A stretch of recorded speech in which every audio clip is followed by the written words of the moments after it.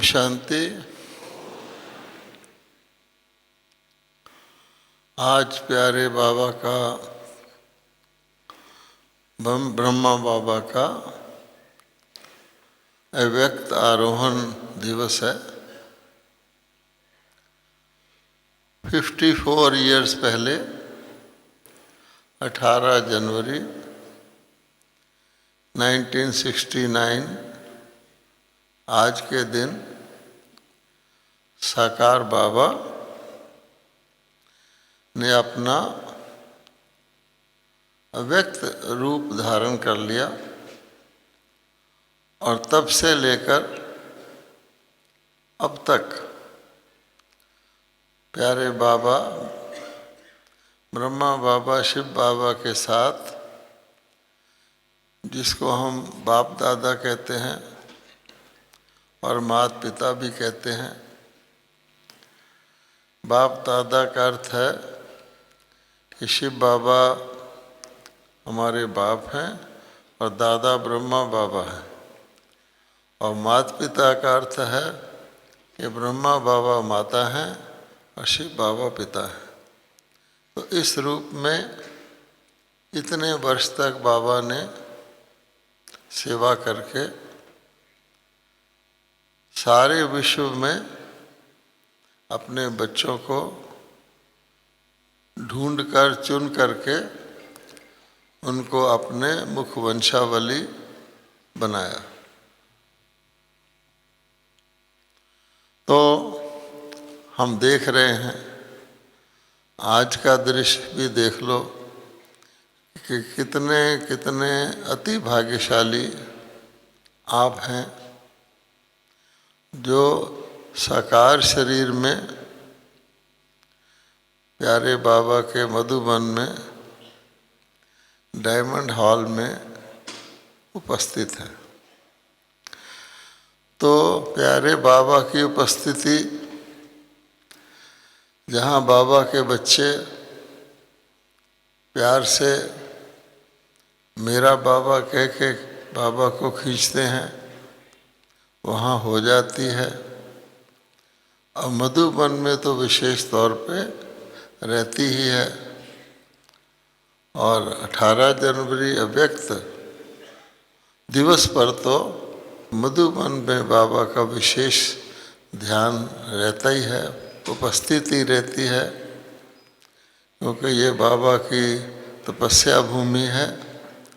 आप सबको उस उपस्थिति का आज विशेष अनुभव हो ही रहा होगा, अवश्य हो रहा होगा।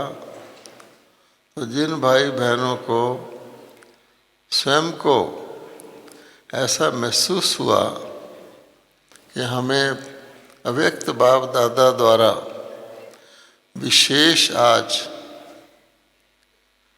शक्ति और वरदान मिल रहे हैं, वो कृपया जरा अपना हाथ उठाएंगे।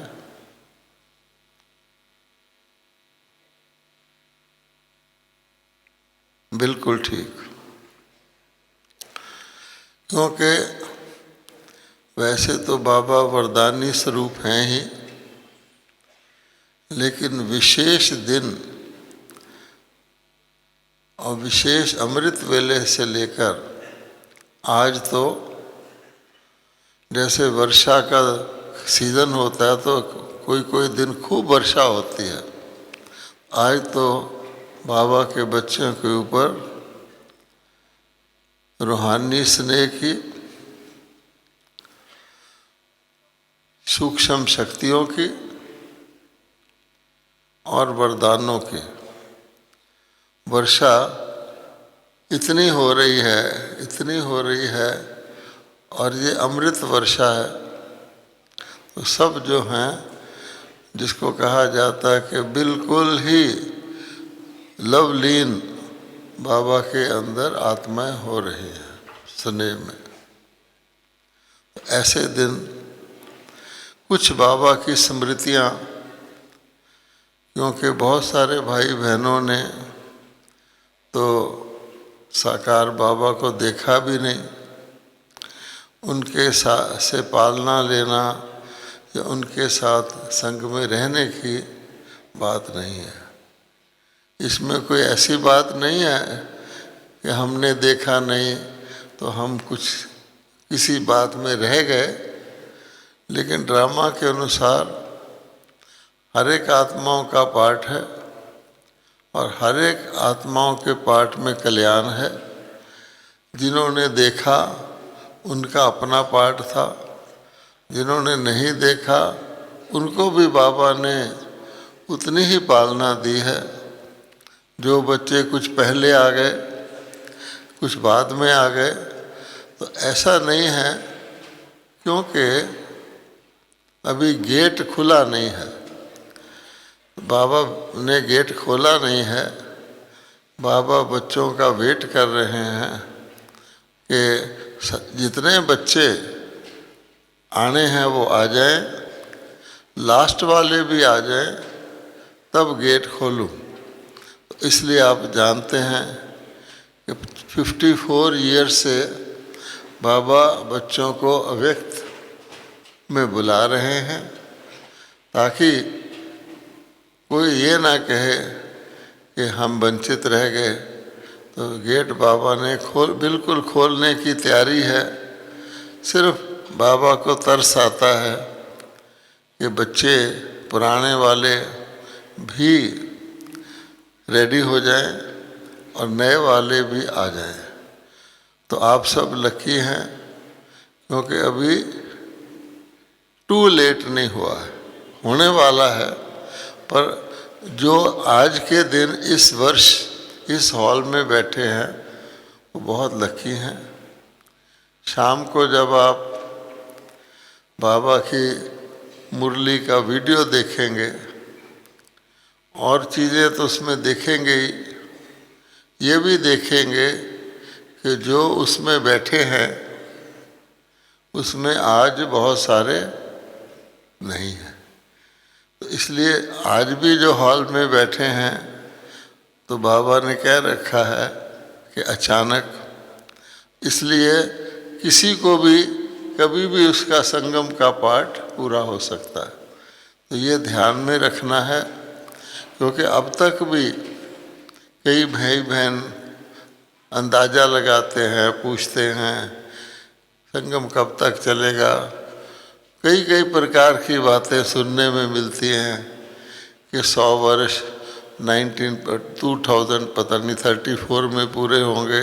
इस प्रकार के अंदाजे लगाना या उनके ऊपर विचार करना बहुत बड़ा स्वयं को धोखा देना है, क्योंकि हमारे लिए किसी के लिए भी संगम कभी भी पूरा हो सकता है। तो उसको देख करके मातेश्वरी जी ने ये बात पहले दिन जान ली थी, इसलिए मातेश्वरी जी सबसे पहले संपन्न और संपूर्ण हो गए। अन्य ने भी जान ली थी। तो हमको ये ध्यान रखना है, जैसे निर्वैर भाई साहब कह रहे थे कि हम भाग्यशाली हैं, लेकिन हमें समय मिला है कि हम सूक्ष्म में अपने आप को चेक करें, जैसे आज की मुरली में भी था, और अपने आप को क्या बना लें। इंग्लिश भाषा में बाबा ने कहा परफेक्ट। तो परफेक्ट जो होता है उसका मतलब होता है कि उसके अंदर कोई डिफेक्ट नहीं होता। दुनिया में आप कोई भी वस्तु लेने जाते हैं तो उसको, छोटी वस्तु भी लेने जाते हैं तो उसको अच्छी तरह से देखते हैं कि उसमें कोई डिफेक्ट तो नहीं है। अच्छा, तो हम लोगों में मोटे रूप में बाबा ने बताया हुआ है कि जो आत्मा अभी तक शरीर में है, कर्मातीत नहीं बनी है, तो कुछ ना कुछ उसको अभी संपन्नता के लिए मार्जन है। जिस दिन हम कर्मातीत हो जाएंगे तो इस पुराने शरीर में रह नहीं सकते। दूसरे शब्दों में कोई ना कोई अभी हमारे में कमी है। अच्छा, अब गौर से सुनिए, डिफेक्ट का टेस्ट क्या है कि मेरे अंदर कुछ डिफेक्ट है, कितना डिफेक्ट है, तो उसका हमको पता कैसे लगता जाए। तो बाबा ने मोटे रूप से आज भी कहा है, पहले भी बताते हैं कि परफेक्ट बनने में अगर कोई डिफेक्ट है तो उसकी निशानी है हमारे ऊपर किसी चीज़ का अफेक्ट तो नहीं आता। अफेक्ट मैंने फीलिंग तो नहीं आती। ये तो हमने मुरलियों में सुना है फीलिंग फ्लू की बीमारी है, लेकिन फीलिंग से आपको पता लग जाएगा कुछ भी हो जाए, चाहे वो आपस में बहुत बोलचाल में हो, चाहे प्रकृति के द्वारा कोई विघ्न आ जाए, तो हमको उसकी फीलिंग आकर हम अपने आत्म स्वरूप जो हमारा आनंद स्वरूप है, अति इंद्रिय सुख का स्वरूप है, उससे नीचे तो नहीं आ जाते। तो फीलिंग मीन्स कि हम उसके प्रभाव में तो नहीं आ जाते। तो बाबा ने कहा हुआ है कि किसी भी वस्तु के प्रभाव में आना या किसी को अपने प्रभाव में लाना, ये आत्मा की सबसे बड़ी कमजोरी है। क्योंकि कमल फूल समान क्यों सिंबल दिया गया कि कमल पर किसी चीज़ का असर नहीं होता और कमल कीचड़ में रहता है। तो इसलिए व्यक्त के दिन हमको ये देखना है कि मैं अफेक्ट प्रूफ हूँ, अर्थात मुझे किसी चीज़ की फीलिंग तो नहीं आती। और इसी बात को दूसरे शब्दों में कहा गया है कि बाप समान बनना है तो मैं उस्तति निंदा, हानि लाभ, जय पराजय, मान अपमान, इनमें मैं समान रहता हूँ, रहती हूँ, या उस्तति में खुश और निंदा में उदास। कुछ दिन पहले बाबा ने बताया था ना कि ब्राह्मणों का सुख शांति जो है वो साधनों पर, सेल्वेशन पर या प्रशंसा पर तो आधारित नहीं है, वो आत्मिक अति इंद्रिय सुख ईश्वरीय प्रेम पर आधारित होना चाहिए। इस हिसाब से जिसको हम कहते हैं परफेक्ट, उसका मतलब क्या है? रोज हम सुनते हैं बाप समान, बाप समान, बाप समान। कौन से बाप के समान? शिव बाबा के समान तो नहीं हो सकते। ना बाबा कहता है कि शिव बाबा के समान बनो, क्योंकि कोई भी बात होगी हम कहेंगे आप तो भगवान हैं, आप तो ऑलमाइटी हैं, तो आपके समान हम कैसे बन सकते हैं? तो शिव बाबा क्या उत्तर देता है कि नहीं, मेरे समान नहीं बनो, जिसको मैंने अपने समान बनाया वो आपकी तरह शरीरधारी है, आपकी तरह ही वो परिवार में रहते थे, उनको आपकी तरह ही, हमारी तरह ही प्रकृति भी उनका सामना करती थी, परिवार भी उनकी बातें थी, समाज में भी थी। उन्होंने उनको कैसे पार किया? तो हमें ब्रह्मा बाबा के समान बनना है। और ब्रह्मा बाबा हमेशा कहते थे कि बच्चे,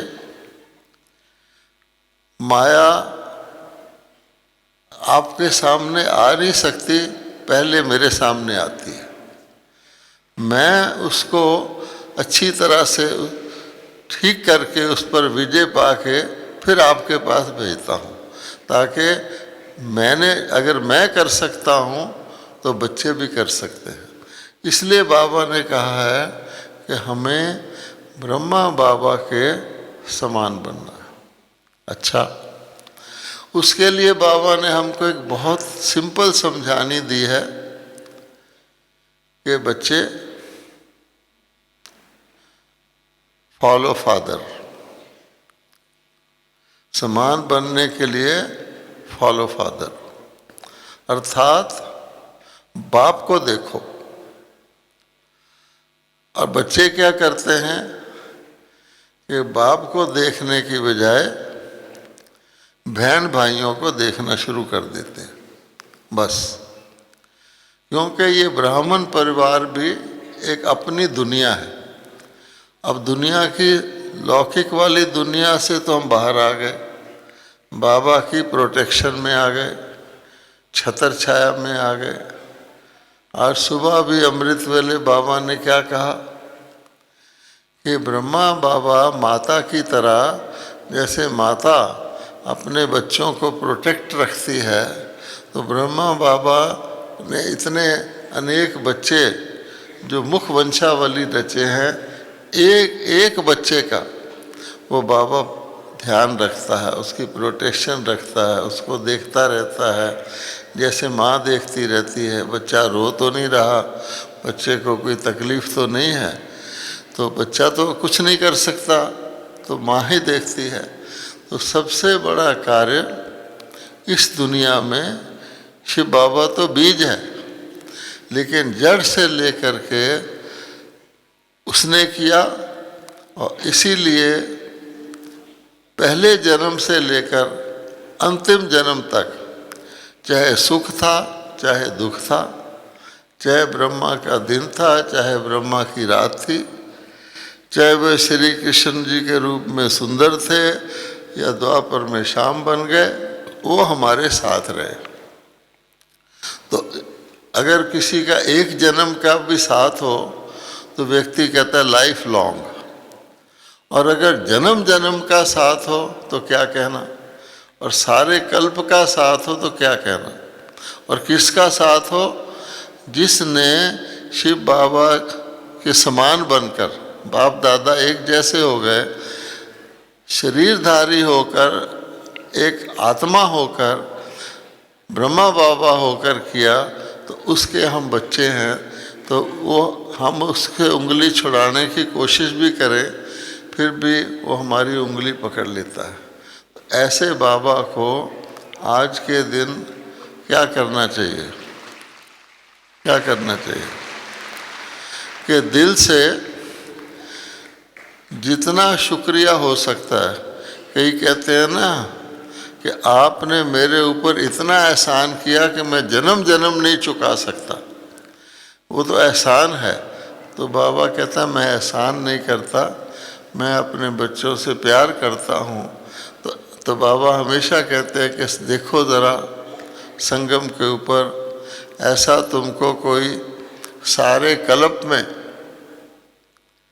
चाहे देवी देवताओं का युग था, सारे कल्प में कोई ऐसा माँ मिली, कोई ऐसा बाप मिला जो अपना परम धाम छोड़ के कौन सी दुनिया में आए, ऐसी सबसे तमोगुणी दुनिया में आए। जैसे बिल्कुल मैला कपड़ा भी अति मैला और अति कमज़ोर, छल नहीं होने वाला, जिसको आप छोटी भी नहीं लगा सकते, बड़े कोमल हाथों से जिसको धोना है, उसमें आकर के हर एक आत्मा जानती है कि हमारे ऊपर 63 जन्मों का, आधे कल्प का क्या है, गलत कर्मों का हिसाब किताब चढ़ा हुआ है। और इसीलिए हम अधीन हैं। हिसाब किताब का क्या रिजल्ट होता है? जैसे पिंजरे का पंछी होता है, वो बाहर नहीं निकल सकता, निकाल भी दो तो उड़ नहीं सकता, तो हम अधीन हैं। तो बाबा कहता है अधीन मैंने गुलाम, मैंने जेल में। तो हम इतनी जेल में, जिसको बाबा सीता को कहता है सीता रूपी आत्माएं जेल में हैं, तो हम महसूस करते हैं कि हम जेल में हैं, हम अपनी इंद्रियों के गुलाम हैं। कोशिश भी करें तो इंद्रियां खींचती हैं, फिर हम अपनी सूक्ष्म इंद्रियों के गुलाम हैं, ना हमारा मन हमारे कहना मानता है, बुद्धि हमारी भटकती है, संस्कार हमारे को ऐसे नीचे खींचते हैं कलयुग की तरफ।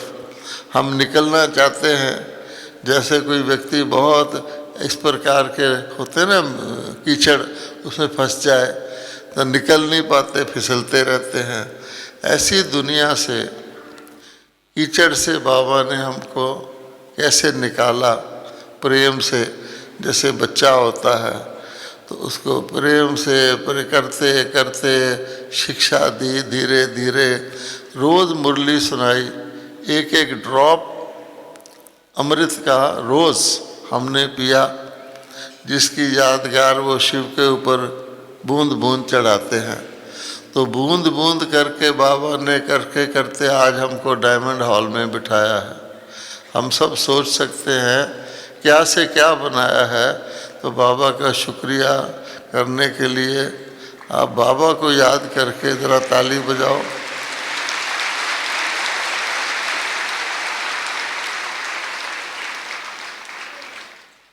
अगर हम बाबा का त्याग देखें तो एक इतना बड़ा ज्वेलर जिसके लोग सम्मान करते थे, इज्जत, राजा लोग भी उनके आगे हाथ जोड़ते थे कि असली ज्वेलर तो आप हैं, हम तो ऐसे ही हैं। तो ऐसे ब्रह्मा बाबा ने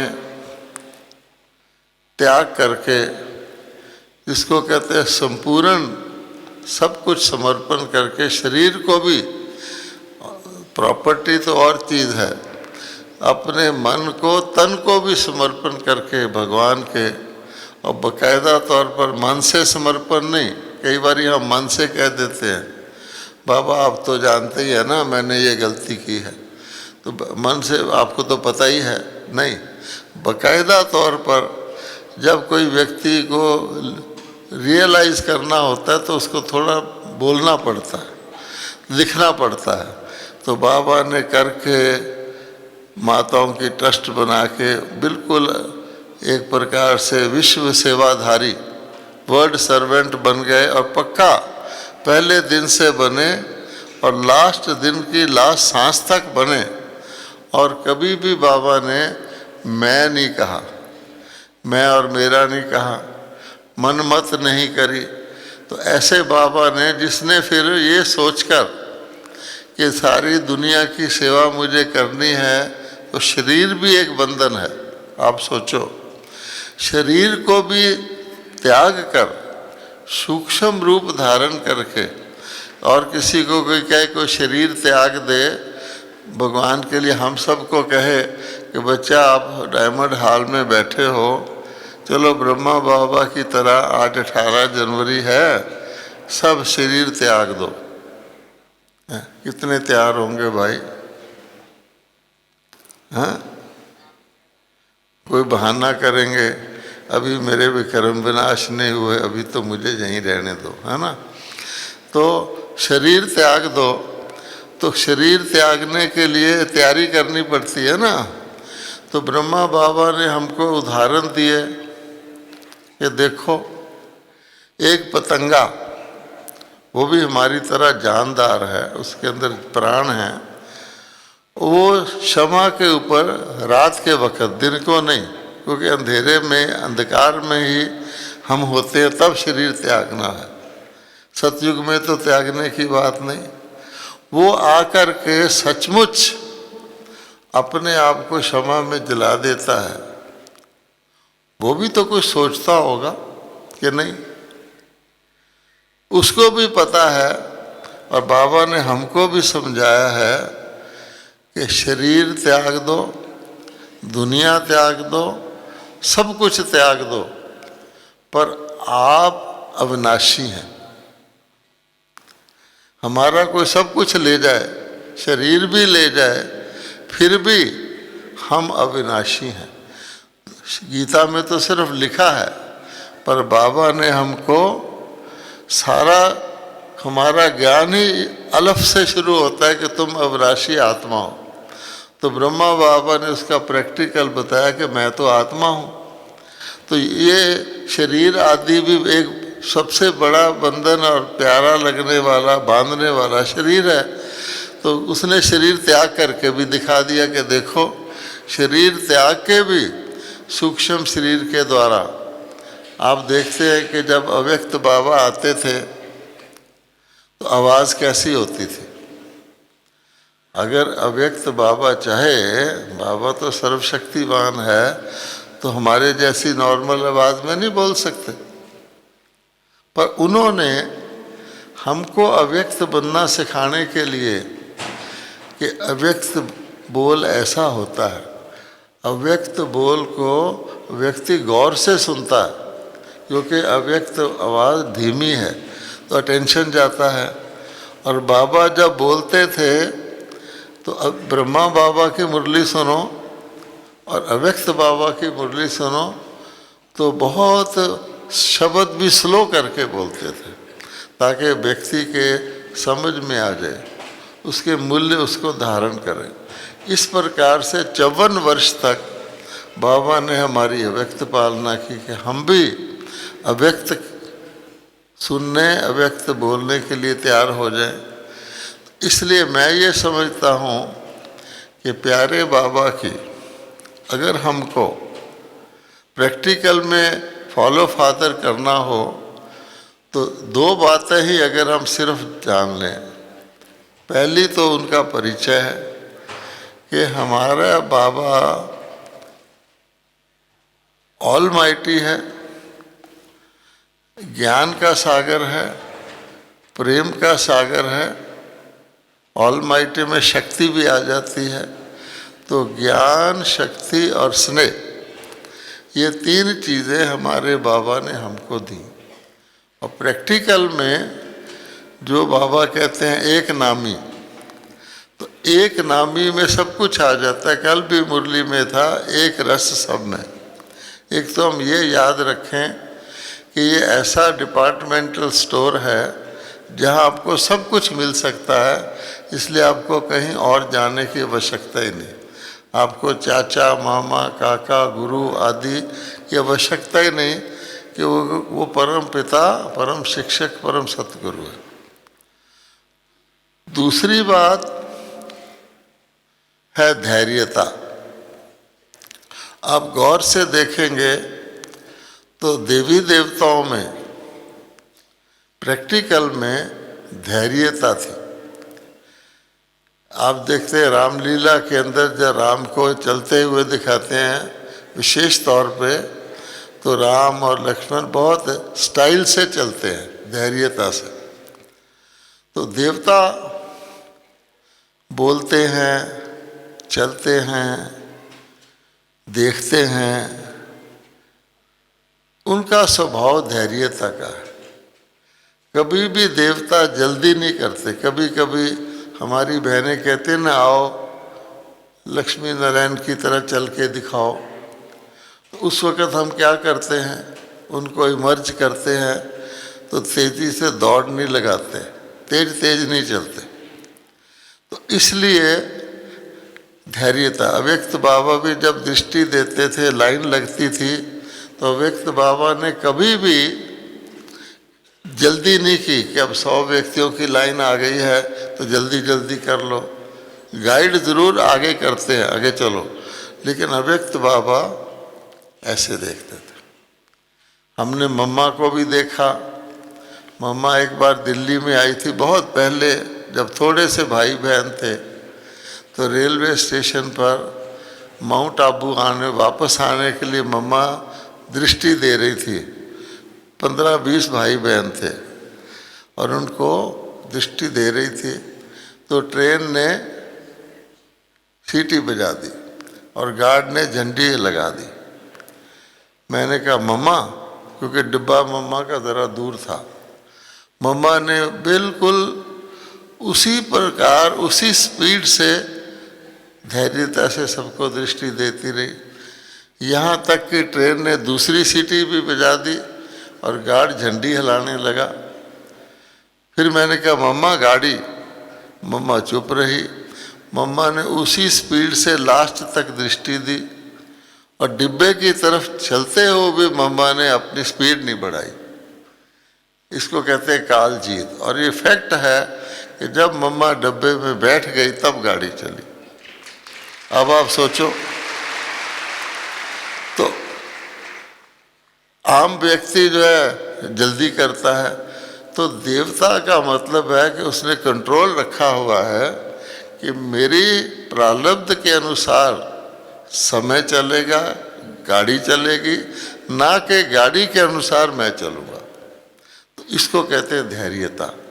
तो अगर हम आज, और धैर्यता ड्रामा का भी अर्थ है, ड्रामा मैंने धैर्यता, कि ड्रामा हमको सिखाता है अगर ट्रेन ने छूटना है तो आप कुछ भी कर लो, छूट जाएगी।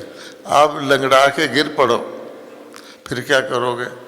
इसलिए एक्यूरेट ड्रामा है वो धैर्यता में आता है। और कहा जाता है सब्र का फल मीठा होता है, हमेशा कहा जाता है। और आप कछुए और खरगोश की रेस को भी जानते हैं, जीता कौन? जीता कौन? कछुआ जीता या खरगोश? क्योंकि धैर्यता, स्लो एंड स्टेडी। अच्छा, अब है फल। तो हमारे सारे पुरुषार्थ का फल, अगर किसी ने देखना हो कि हमारे सारे खुद ही देखना हो, तो हमारे सारे पुरुषार्थ का फल है मधुरता। मधुरता। मम्मा की आवाज़ कितनी मीठी है। तो मीठी आवाज़ कब हो सकती है? वैसे तो हम खुशी के दिन मुंह मीठा कराते हैं, लेकिन वो मीठी आवाज़ का सिंबल है। मीठी आवाज़ कब हो सकती है? नॉर्मल या बीच में अपने मतलब के लिए मीठी आवाज़ करना, वो नहीं। वो तो दुकानदार भी मीठा बोलता है, आओ जी, लेकिन वो नकली होता है। अगर दुकानदार को वही सामान वापस करने जाओ, फिर उसकी आवाज़ मीठी रहती है कि नहीं? देख लो। इसलिए स्वाभाविक, चाहे प्रकृति कुछ भी करे, चाहे बुखार चढ़ा हुआ हो 102, चाहे एक्सीडेंट हो जाए, तब भी आवाज़ मीठी रहे। इसका अर्थ क्या हुआ कि हमने आत्मिक स्वरूप में धैर्यता को जीवन में धारण किया हुआ है, तो सब्र का फल मीठा होता है। तो उसका प्रूफ है। नहीं तो कोई परिस्थिति आ गई तो चेहरे में फर्क आ जाएगा, आवाज़ में फर्क आ जाएगा, सार यह के व्यवहार में फर्क आ जाएगा। तो बनने वाले देवता अगर उनके व्यवहार में फर्क आ जाए तो फिर उनको कौन पूजेगा, कौन नमस्कार करेगा? फिर वो मंदिर में ही जाएंगे कि कम से कम आपकी मूर्ति है, वो सुबह जाओ शाम जाओ, मूर्ति जैसी मुस्कुरा रही वैसी मुस्कुराती रहती है, या सुबह मूर्ति का रूप और हो जाए, शाम को और हो जाए, और मंदिर में जाएगा तो पूजने लायक। कहने का भाव ये है, हमको स्वयं ही खुशी होगी अगर हम एक नामी, अर्थात बाप को ही देखने वाले। अब बाबा कहता है ब्रह्मा बाबा को ही देखते रहो, और किसी से कंपेयर करेंगे तो आप धोखा खा जाएंगे। आपको कोई आत्मा का बहुत अच्छा लगेगा परफॉर्मेंस, तो आप क्या करेंगे? उस अच्छा बनाने वाले को छोड़कर अच्छा बनने वाले के साथ कनेक्शन जोड़ेंगे तो आपको कुछ मिलने वाला नहीं है। तो बनाने वाला तो बाबा ही है, इसलिए आप धोखा नहीं खा सकते। किसी को आप देखेंगे ये तो बहुत गलती कर रहा है, तो आपके अंदर उल्टा ख्याल आ जाएगा, ये क्या है, इसको, ये कोई ब्रह्मा कुमार है, ये कोई ब्रह्मा कुमारी है, फिर आप धोखा खा जाएंगे। क्योंकि उसके पुरुषार्थ में कोई एक आध बात है जिसको वो ठीक कर रहा है, हम उसको क्यों देखते हैं? रचना को देखेगी कोई फ़ायदा नहीं है। इसलिए बाबा कहते हैं कि मुझे देखो। और जिन बच्चों ने बाबा को अपना बनाया है, चाहे वो सब्जी काट रहे हों, चाहे वो किचन में सेवा कर रहे हों, कुछ भी कर रहे हों, किसी भीड़ में हों, टिकट लेने में लेट हो रहे हों, उनकी खुशी नहीं जाती। कहीं वेट करना पड़ जाए, कहीं धूप ज़्यादा आ जाए, उनकी खुशी नहीं जाती। एक रस रहते हैं, उसका कारण यही है। अब मैं आपको एक बैग दिखा रहा हूँ। ये बैग देखिए, ये हैंड बैग है, आज भी चमकता है, इसमें बहुत अच्छा फोम लगा हुआ है। ये बैग ब्रह्मा बाबा ने मुझे दिया था।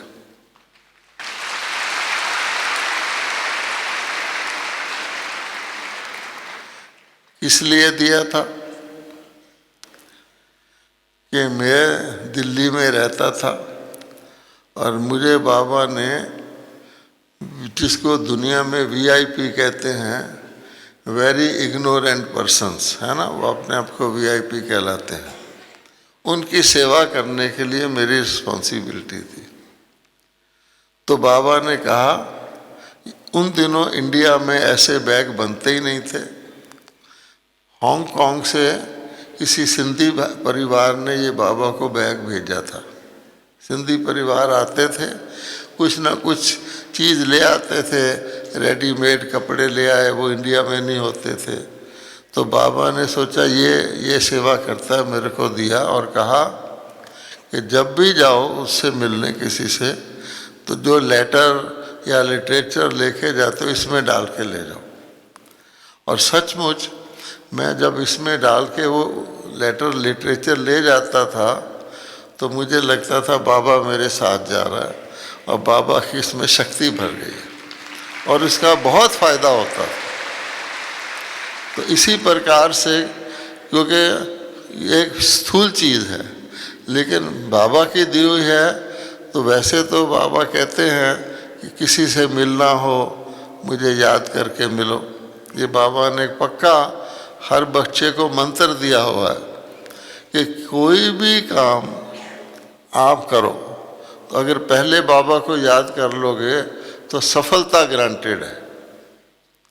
अगर सिर्फ उस वक़्त भी भूल जाते हैं, उस व्यक्ति से मिल रहे हैं तो ध्यान व्यक्ति की तरफ चले जाएगा। हम जब किसी व्यक्ति से मिलते हैं और उसको कहते हैं 2 मिनट साइलेंस करो, उसके बाद वो बात करता है तो और हो जाता है, क्योंकि उसमें बाबा मदद करता है। इस प्रकार से एक स्थूल चीज़ से भी, और इसी प्रकार बाबा ने, क्योंकि आपने बाबा से पालना नहीं ली है, तो बाबा की पालना क्या होती है, कितनी ज़बरदस्त उसका प्रभाव है। जैसे किसी को लाइफ टाइम कोई इंजेक्शन लगा दे और सारी ज़िंदगी उसको वो इंजेक्शन याद रहे, ताकत भरता रहे, वो बाबा की मिलने की शक्ति थी। क्योंकि उस वक़्त आवश्यकता थी कि जो वृक्ष ने बड़ा होना है या बिल्डिंग ने ऊपर चढ़ना है तो उसके नीचे की मंजिलें ताकतवर होनी चाहिए।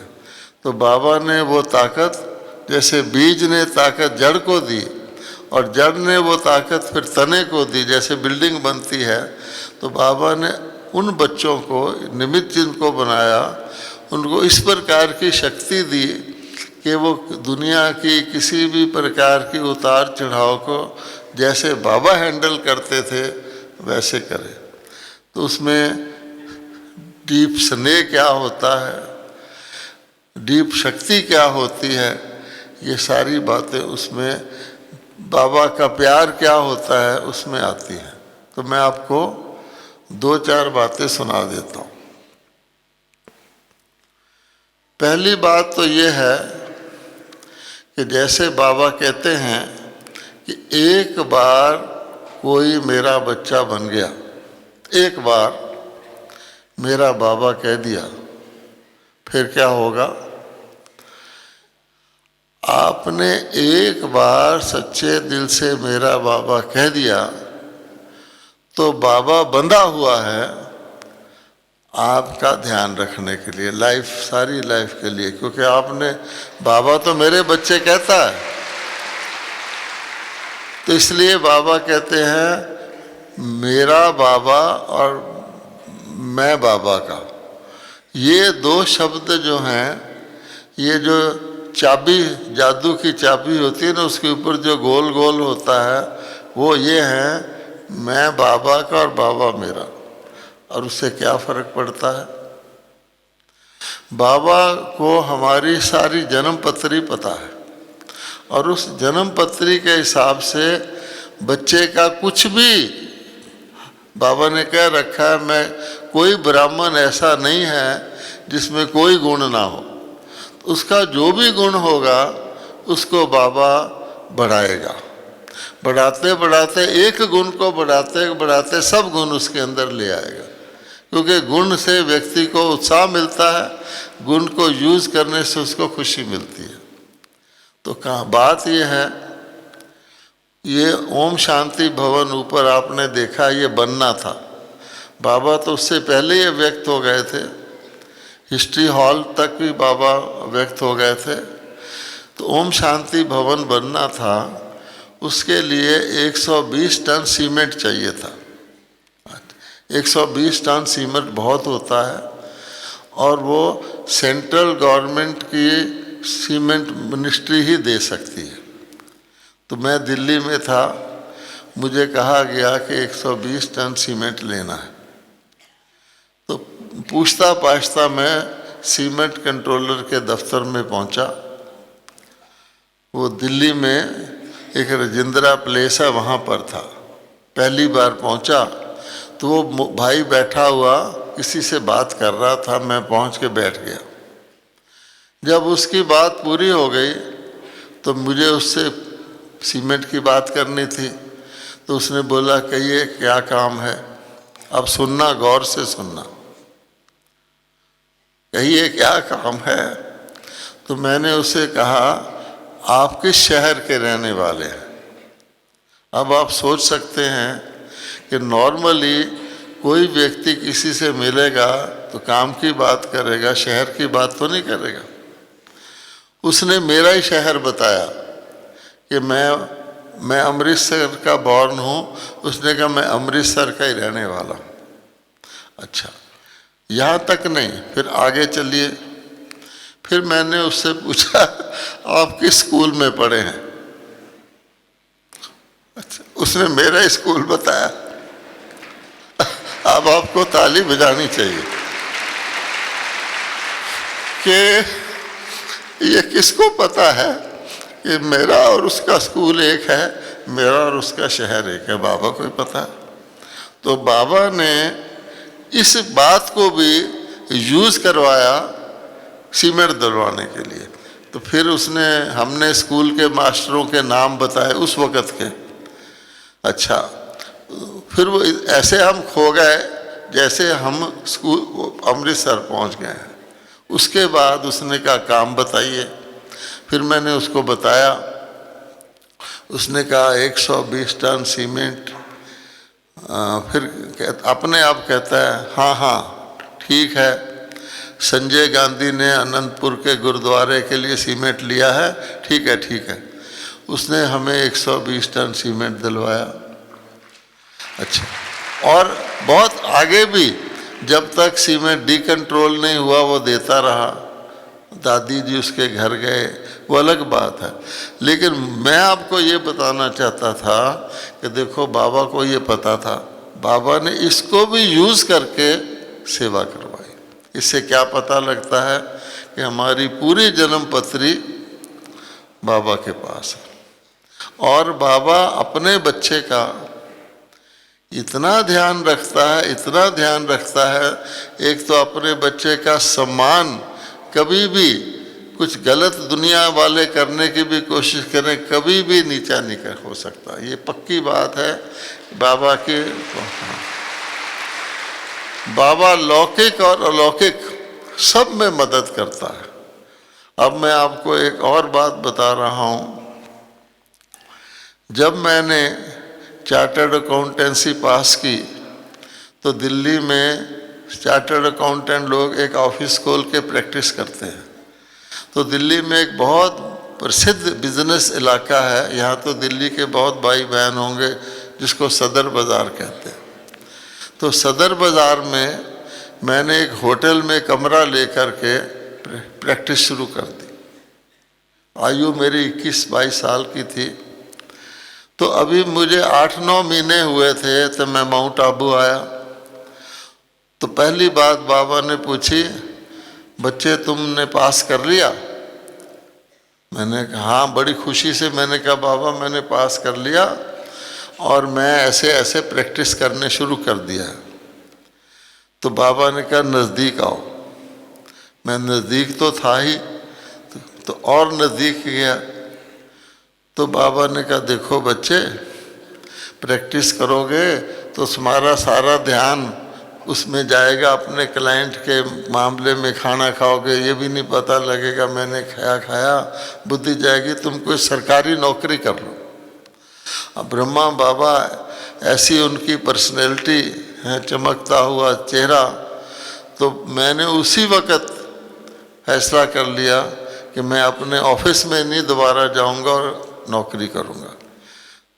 अच्छा, बाबा ने कहा, मैंने अपने छोटे भाई को कहा जिसकी किताबें बताबें वापस कर दो, कुछ फर्नीचर था वहाँ रजौरी गार्डन सेंटर नया बना था वहाँ दे दो। अखबार देखा, कभी मैंने अखबार नौकरियों के लिए नहीं देखा था। देखा जो पहली नौकरी उसमें दिखाई दी, उसमें मैंने हाथ से एप्लीकेशन लिख के भेज दी। मुझे बच्चा था, मुझे ये भी नहीं पता था एप्लीकेशन टाइप कराते हैं। अच्छा, अब क्योंकि बाबा की शक्ति पीछे थी, मुझे इंटरव्यू भी आ गया। अब इंटरव्यू पंजाब में किसी जगह था, भाखड़ा नंगल में, मैं दिल्ली में रहता था। तो जिस ट्रेन के डिब्बे में मैं गया उसमें 8 और लड़के उसी इंटरव्यू के लिए जा रहे थे।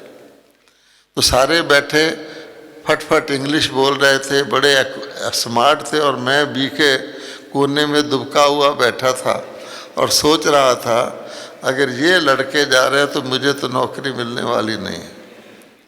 सच्ची बात है, मेरी क्वालिफिकेशन बहुत अच्छी थी पर इंग्लिश बोलना एक पंजाबी लड़के के लिए अभ्यास ही नहीं था।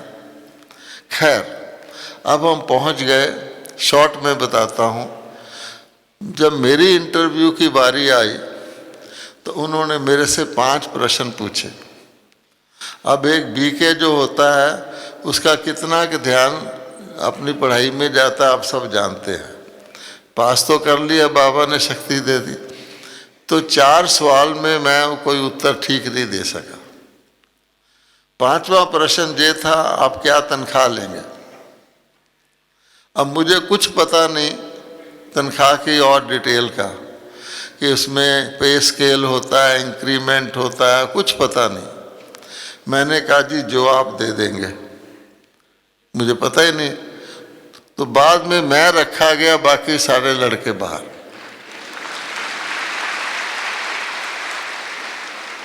अब ये कैसे, मैंने पूछा तो उन्होंने कहा जी सरकार की नई कंपनी है, इसका नियम है जो सबसे शुरू की तनख्वाह है वो हम देंगे। और वो लड़कों ने सोचा कि दिल्ली जैसे शहर में कई तो नौकरी करते थे, एक जंगल में जहाँ अभी उन्होंने ज़मीन ली है, कुछ फैक्ट्री भी नहीं बनाई, कौन आएगा इतनी दूर, ज़रूर ज़्यादा तनख्वाह लेंगे तभी हम आएंगे। तो सब ने ज़्यादा तनख्वाह मांगी थी, इसलिए उनका नियम नहीं था, मैं रखा गया। अच्छा, अब कहानी यहाँ तक पूरी नहीं होती। उनको भी बहुत बड़ी कंपनी थी, उनको 8-9 चार्टर्ड अकाउंटेंट चाहिए थे। तो उन्होंने 3 महीने बाद 1.5 गुना तनख्वाह करके दोबारा विज्ञापन दिया, यानी नीचे की तनख्वाह ऊपर कर दी अपने नियम के लिए। तो नए लड़के आए, पर मैं क्योंकि ऑलरेडी अंदर था, मेरी तनख्वाह 1.5 गुना हो गई। अब बाबा ने मेरी तनख्वाह भी बढ़वा दी, नौकरी भी दिलवा दी। अगर पहले 1.5 गुना होती तो मैं बाहर था। अब आप सोच सकते हैं बाबा की मदद क्या होती है। इस प्रकार से 17 साल मैंने वहाँ बाबा के कहने पर 17 साल एक ही जगह जॉब किया।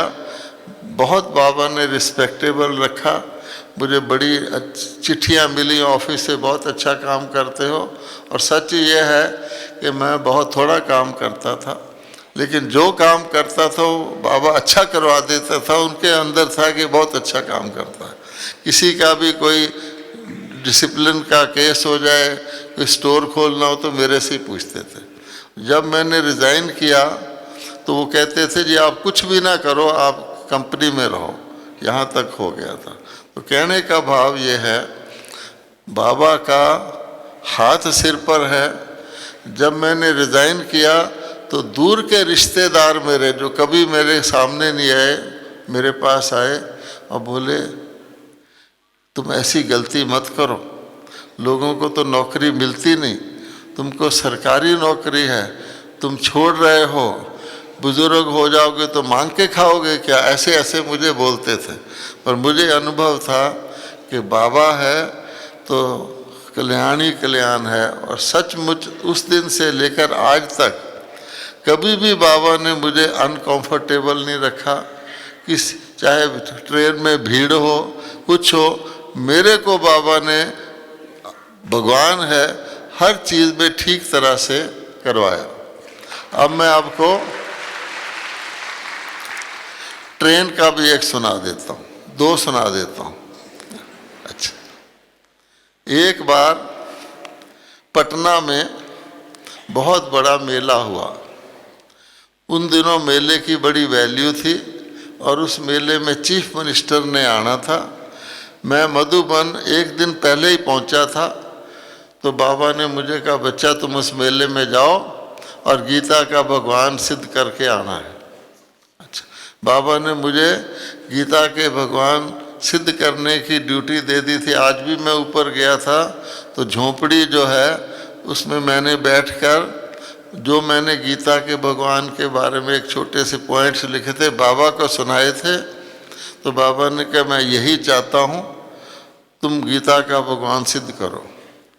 अब मुझे संस्कृत नहीं आती, गीता तो भगवान क्या सिद्ध करना है, संस्कृत ही नहीं आती। पर बाबा ने कहा है तो बाबा क्या कहते हैं, भक्ति में भी कहते हैं कि अंधे को दिखाई देता है, लंगड़ा पहाड़ पार कर जाता है, बहरा सुनने लग जाता है, गूंगा गाने लग जाता है। तो बाबा का भी यही है कि जो कोई काम नहीं कर सकता उससे ही करवाना है, ताकि सिद्ध हो कि भगवान ने किया, इसने नहीं किया। अगर संस्कृत जानने वाला गीता को सिद्ध करेगा तो कहेगा ना कि देखो मैं गीता जानता हूँ।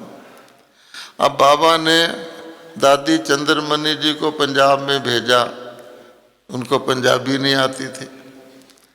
दादी हृदय मोनी जी को कर्नाटक में भेजा, उनको कन्नड़ नहीं आती थी। दादी जानकी को लंदन में भेजा, उनको इंग्लिश नहीं आती थी।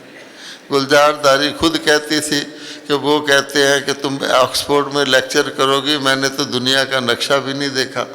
लेकिन बाबा ने करवाया ना, तो फिर ये पता लगता है कि बाबा ने करवाया, मैं निमित्त हूँ। अच्छा, तो अब बाबा ने बोल दिया तो मेरी आदत थी कि मैं रेलवे रिजर्वेशन करके ही जाता था ताकि मैं स्लीपिंग सीट में जाऊं। तो पटना के लिए मैंने कोशिश करके आने जाने की सीटें रिज़र्व करवा ली।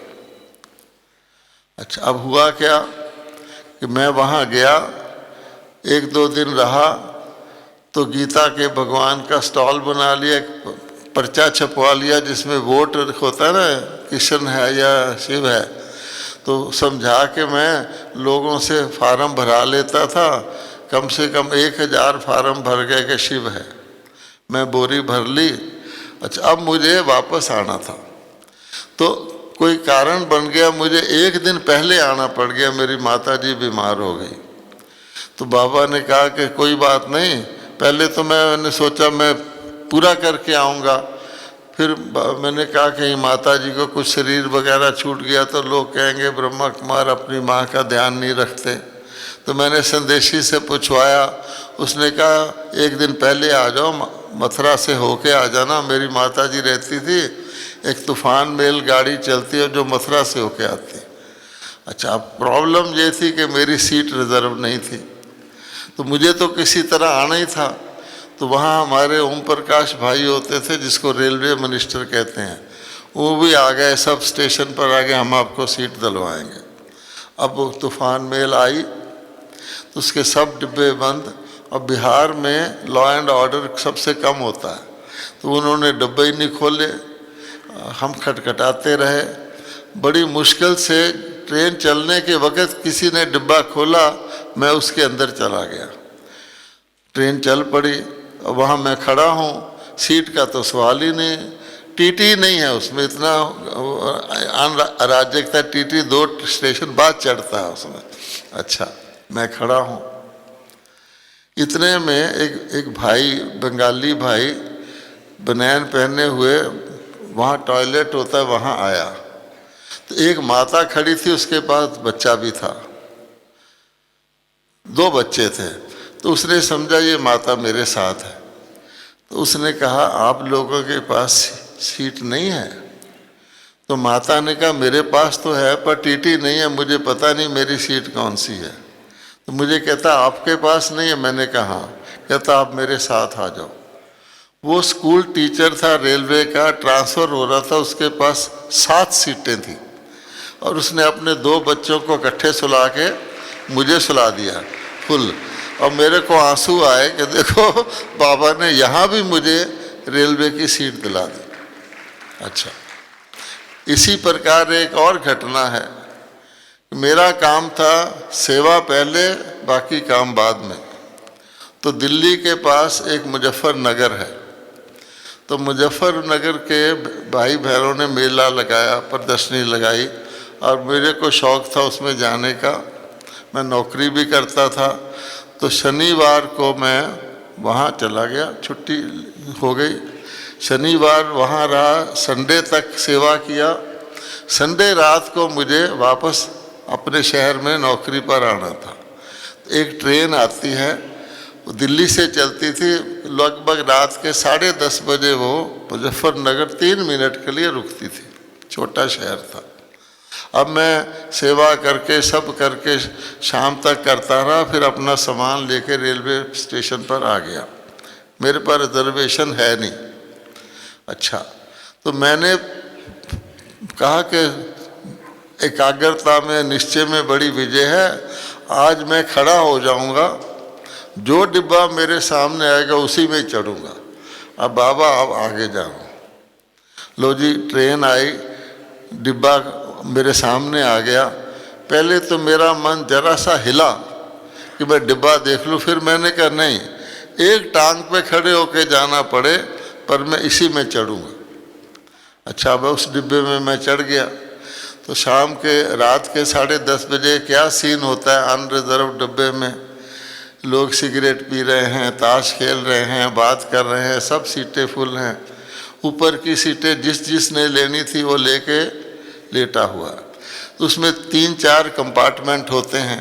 तो मैं गया, पहला कंपार्टमेंट देखा, वही हाल, ऊपर की सीटें फुल हैं, नीचे की फुल हैं। आखिर मैं चौथे लास्ट में पहुंच गया, और मैंने मन में सोचा कि बाबा कब कहता है तुम हट करो, बाबा कब कहता है तुम ऐसे, बाबा ऐसे थोड़ी तुम्हारी मदद करेगा। उसी वक़्त अचानक एक भाई ऊपर सोया हुआ था, उसने अपना बिस्तरा लपेटा और उतर गया, और मैं उसकी जगह चढ़ गया। अच्छा, अब मैंने सोचा कि ये भाई पहले क्यों नहीं उतरा, ये तो पहले भी उतर सकता था। ये वेट करता रहा कि जब ये आएगा, क्योंकि पहले उतरता तो नीचे वाला कोई ऊपर सो जाता, तो बिल्कुल वो वेट करता रहा।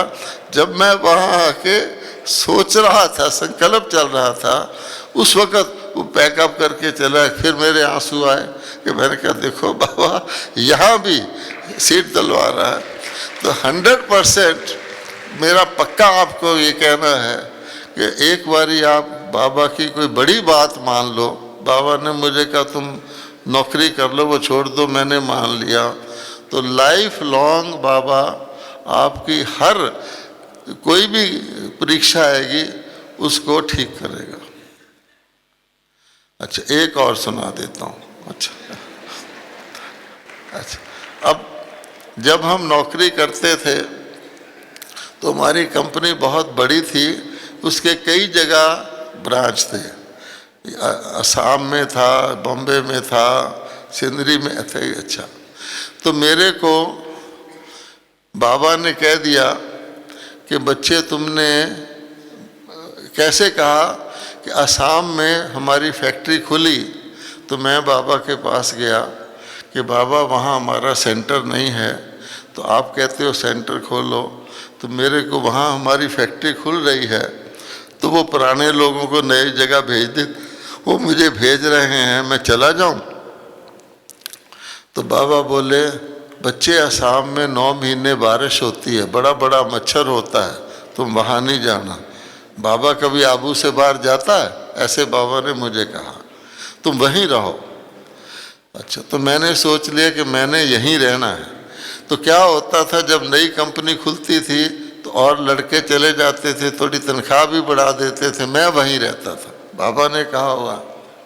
अच्छा, अब क्या हुआ कि जब मेरी पोस्ट काफ़ी बड़ी हो गई तो उसमें सारी कंपनियों के कैंडिडेट आते थे, इंटरव्यू होता था, गवर्नमेंट के ऑफिसर भी होते थे उसमें, और जो अगर कोई पास हो जाए और कोई फेल हो जाए तो बड़ा छोटा बड़े का अफसर बन जाता था। सार ये है।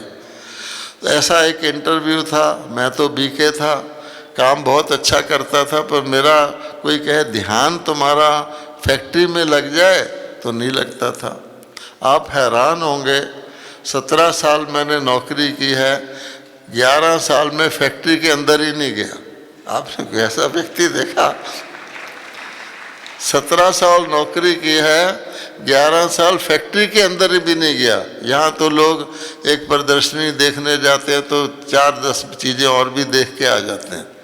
मैं, क्योंकि हमारा ऑफिस बाहर था, हमारा एडमिनिस्ट्रेटिव ऑफिस था, एक बारी मुझे कुछ काम पड़ा तब मैं फैक्ट्री के अंदर गया। तो अच्छा, अब क्या हुआ, इंटरव्यू हुआ तो मेरा इंटरव्यू अच्छा, दिल्ली में इंटरव्यू था, बहुत बड़ा बोर्ड था, अच्छा नहीं हुआ। तो मैं घर आया तो मेरे माता पिता तो ज्ञान में थे, उन्होंने कहा भोजन करो। तो मैंने कहा मेरे को भूख नहीं है, अच्छा नहीं लग रहा। बोले क्यों? मैंने कहा इंटरव्यू ख़राब हो गया है इसलिए। बोले बाबा बैठा है ना? पिताजी बोले। मैंने कहा बाबा तो बैठा है, पर बाबा ये थोड़ी कहता है कि बच्चे तुम फेल हो जाओ, तो ये तो अच्छा नहीं, बाबा का नाम बदनाम होता है, मेरा इंटरव्यू अच्छा नहीं हुआ। बोले बाबा बैठा है ना। तो मेरे को सचमुच में ठीक तरह भोजन नहीं कर सका और वापस अपने शहर में गया और दिन गिनने लगा कि किस दिन इंटरव्यू का रिजल्ट आएगा और कोई मेरा छोटा मेरे ऊपर बॉस बन जाएगा। लो जी, रिजल्ट आया। रिजल्ट क्या आया कि वो सारा इंटरव्यू क्रैश हो गया, क्योंकि उस इंटरव्यू का बोर्ड ठीक तरह नहीं बना हुआ था। तो मेरे कारण वो इंटरव्यू ही क्रैश हो गया, मैं बच गया। अब इससे ज़्यादा क्या हो सकता है? तो आप हो सकते हैं कि एकदम 100% बाबा कोई भी काम हो। अब मान लो दादी जानकी जी का टिकट निकला, डाक टिकट, इस एक और ताज़ी एग्जाम्पल है। दादी जानकी जी का डाक टिकट निकलना इम्पॉसिबल था, इम्पॉसिबल, क्योंकि गवर्नमेंट के लॉ ऐसे हैं, एक कमेटी बैठती है, आदि आदि बहुत सारे, और शरीर छोड़ने के 10 साल तक तो किसी का टिकट निकलता ही नहीं, सवाए राष्ट्रपति के निकलता ही नहीं, और अप्लाई भी नहीं कर सकते, कोई लॉ नहीं है। पर एक जगह लिखा हुआ था कि कोई व्यक्ति अगर आर्ट, कल्चर, सभ्यता आदि के बारे में मशहूर है, उसकी डेथ होती है तो उसका निकल सकता है, क्योंकि 10 साल बाद तो लोग उसको भूल ही जाएंगे। तो हमने आर्ट कल्चर लेकर अर्जी बनाई। अच्छा, कुदरती तौर पर कोरोना के कारण जो कमेटी होती है ना स्टैंप की, उसमें 10-20 लोग होते हैं तेरा, वो कमेटी कैंसिल थी, वो कमेटी थी ही नहीं। तो एक स्टेप तो बच गया। तो इसलिए खाली मिनिस्टर ने पास करना था। तो मिनिस्टर कोई रविशंकर प्रसाद थे, हम सोच रहे थे उनसे मिलेंगे जाके, बड़ी तैयारी करी, बहुत कुछ करा। तो रविशंकर प्रसाद ने कहीं दादी जानकी जी का भाषण सुना हुआ था, तो उन्होंने अपने आप ही वो ओके कर दिया और ये टिकट निकल गया। तो हमें भी ये था कि दादी जानकी की शक्ति इतनी है कि वो आपे ही करवाएगी, तो दादी जानकी की शक्ति ने वो निकलवा दिया। तो कहने का भाव ये, फिर बाबा ही कर सकता है कि इम्पॉसिबल को पॉसिबल कर सकता। इसलिए कोई भी काम हो, हम लोग साधारण हैं, लेकिन बाबा अपनी शक्ति से कर सकता है। कितने सारे राष्ट्रपति आप समझो, जैल सिंह से लेकर बाबा ने यहाँ भिजवाए हैं। शुरू में तो हमारा यज्ञ बहुत छोटा था, ब्रह्मा कुमारी को लोग हंसते थे, ब्याज लगाओ तो क्वेश्चन करते थे। उस समय भी बाबा टच करके काम करवा देता था। बाबा ने कहा हुआ था पहले उनको शांति में बिठाना, फिर काम करना। तो सचमुच ऐसा ही था। तो युक्ति से हर काम बाबा कराता रहा है। तो आपको भी ये निश्चय तो है ही, हर एक बीके को अनुभव है कि बाबा सूक्ष्म में कितनी मदद करता है, कितनी मदद करता है। और एक ही है, आज हम ऊपर गए थे तो एक संदेश भोग का आया। वो संदेश ये था कि बाबा ने एक जादू की चाबी दी है। आज के व्यक्त के दिन बाबा ने एक जादू की चाबी दी है बच्चों को, और उस चाबी से आप कोई भी ताला खोल सकते हो, कोई भी अर्थात विघ्न को खोल सकते हो। लेकिन उस चाबी के अंदर क्या लिखा हुआ था, ऊपर जो उसके गोल होता है उसमें यही लिखा हुआ था, मैं बाबा का, बाबा मेरा, सच्चे दिल से। अच्छा, फिर उसका जो लंबा डंडा होता है चाबी का, उसमें लिखा हुआ था समर्पण और निमित्त मात्र। फिर उसके नीचे जो वो होता है जिससे चाबी खुलती है, वहाँ क्या लिखा हुआ था कि जिसको कहते हैं ना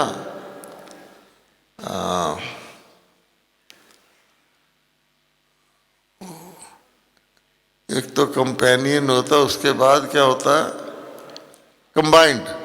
उसमें लिखा होता है कंबाइंड कि आप, अच्छा, फिर बच्चों ने चाबी से खोलने की कोशिश की तो किसी की चाबी अटक गई, किसी की अंदर ही नहीं जा रही थी, किसी की घूम गई। तो बाबा ने कहा कि तीनों चीज़ें चाहिए, और जो कंबाइंड रहेगा बाबा के साथ उसकी चाबी से खुल जाएगा। तो इसलिए ये चीज़ें हमारे लिए शिक्षा की हैं कि मैं बाबा का, मैं बाबा मेरा, संपूर्ण समर्पण और कंबाइंड रहना है। तो जब हम ये करेंगे तो हमारी ताला खुल जाएगा। तो इसलिए सारी बात धारणा की है। और बाबा ये कह रहे हैं कि अब हमें हर एक को सूक्ष्म धारणा करनी है। सूक्ष्म ही हमारी कमी कमजोरियां सूक्ष्म है, अंदर की हैं, उसको ठीक करना है। और अपने साधनों को, सेवा के साधनों को अलौकिक बनाना है। जो आज की मुरली में भी था कि हमको शांति की शक्ति से, शांति की शक्ति जमा करनी है। उस शक्ति से हम जो विज्ञान करता है वो हम लोग कर सकते हैं। तो साधनों को हमें अब सूक्ष्म बनाना है, सेवा के साधनों को। और जो अंदर की चेकिंग है वो ये है, आप देखेंगे कि जो हमारी पुराने संस्कार हैं, वो पुराने संस्कार अगर भस्म नहीं हुए हैं तो वो हमको तंग करते हैं। तो संस्कारों को भस्म करना, उससे ही अंदर की कमी कमजोरी दूर होती है। और संस्कारों को भस्म करने के लिए बाबा ने एक ही तरीका बताया हुआ है, मेरी याद। तो बाबा की याद हमारा मुख्य लक्ष्य होना चाहिए। इसीलिए बाबा ने कंबाइंड कहा है कि हर वक्त याद रहे। तो वो तभी रह सकती है अगर हम कंबाइंड होंगे कि बाबा साथ ही है। तो उससे हमारे पुराने संस्कार जब खत्म होंगे तब कमी कमजोरी खत्म होगी। तो हम और सब कुछ करें, लेकिन बाबा की याद से जो विक्रम विनाश होने हैं वो हमारा मुख्य सब्जेक्ट हो जाता है। उसके आधार पर ही सेवा है, उसके आधार पर ही हमारी स्थिति है। वैसे बाबा ने आज की मुरली में जो 2 शब्द कहे हैं वो बड़े इम्पॉर्टेंट हैं। एक तो बैलेंस कहा है। ये बैलेंस एक बहुत ही गहरा शब्द है। अगर व्यक्ति की एक टांग 1 इंच छोटी हो सिर्फ और दौड़ रेस लगे तो 1 इंच छोटी टांग वाला कभी रेस को नहीं जीत सकता।